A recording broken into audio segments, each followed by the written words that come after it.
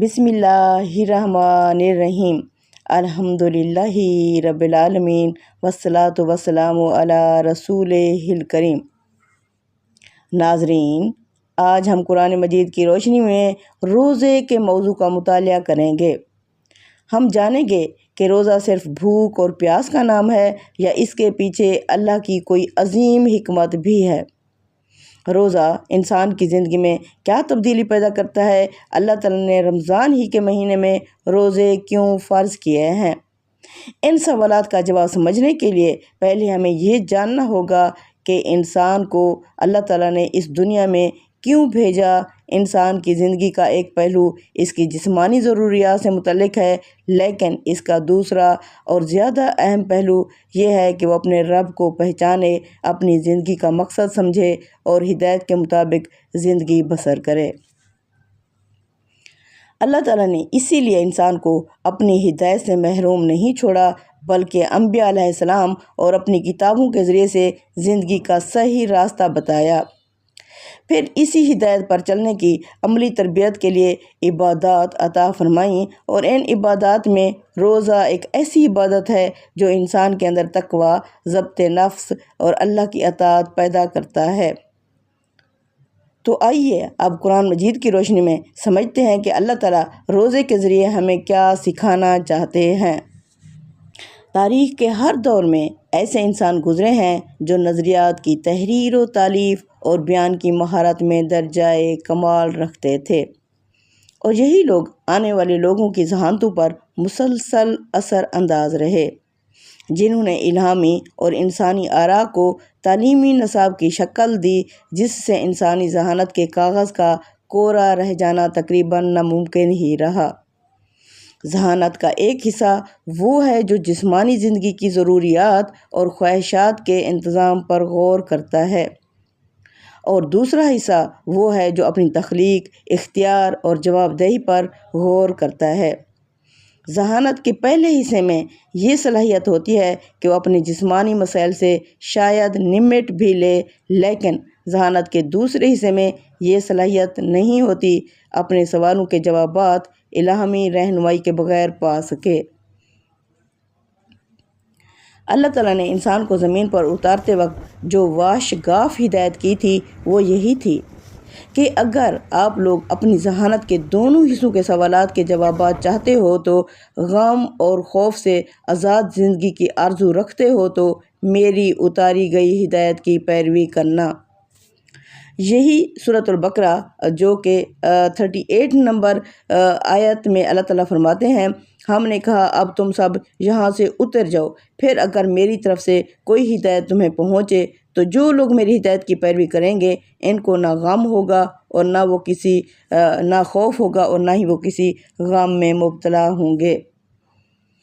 اب جب یہ الہامی ہدایت اللہ نے ہر زمانے کے انسان کے لیے نازل فرما دی ہے، اور جو دونوں ذہانتوں کے لیے ضروری اور کافی تھی، لیکن وقت گزرنے کے ساتھ ساتھ جوں جوں یکسوئی اور استقامت انسانی ذہن سے اپنا وجود کھو دیتی ہے اور شیطان ان ذہانتوں کو غفلت اور بے مقصد ترجیحات میں الجھانے میں کامیاب ہو جاتا ہے، تو یہ انسان کو گمان دلاتا ہے کہ اس الہامی ہدایت میں اب وہ سکت باقی نہیں رہی کہ یہ موجودہ انسانوں کے مسائل سے نبرد آزما ہو سکے، لہٰذا اسے لفظی یا معنوی طور پر تبدیل کرنا ضروری ہے، یا اس کو چھوڑ کر انسان کو اپنے لیے خود سے ضابطے مرتب کرنے ضروری ہیں۔ اور یہ وہ وقت ہوتا تھا جب اللہ پھر ایک نبی اور کتاب نازل کرتے جو ان کے فکری مغالطوں اور تذبذب کو از سر نو درست سمت مہیا کرتے،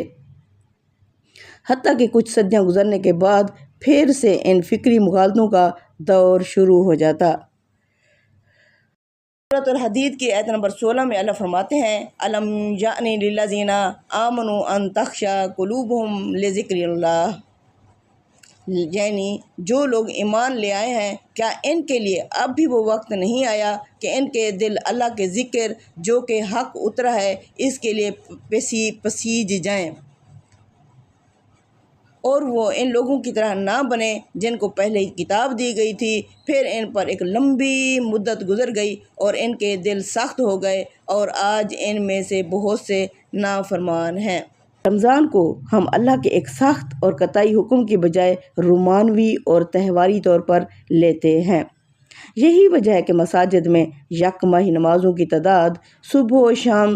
بغیر سمجھے بوجھے قرآن ختم کرنے کی دوڑ، ختم قرآن کی محافل میں قرآن سنائے جانے کے عوض پیسے لینے کو معاوضے کی بجائے تحائف کہنا، بڑے گھروں میں بڑی افطاریوں کے ساتھ ساتھ سڑکوں، فٹ پاتھوں، پارکوں میں افطاری کرتے چند غریب خوش نصیبوں کی تصویریں، روزگار کے ستائے لوگوں سے راستوں میں مساجد کی سجاوٹ اور ختم قرآن کی شیرینی کے لیے پیسوں کی وصولی، معتکف خواتین و حضرات کے لیے سحر و افطار کی پرتعیش دعوتیں، ٹی وی پر باپردہ اداکاروں کے درس رمضان اور شان رمضان، ہر دکان اور گاڑی سے فحش بیہودہ گانوں کی بجائے قوالیوں کی روح پرور دھنیں،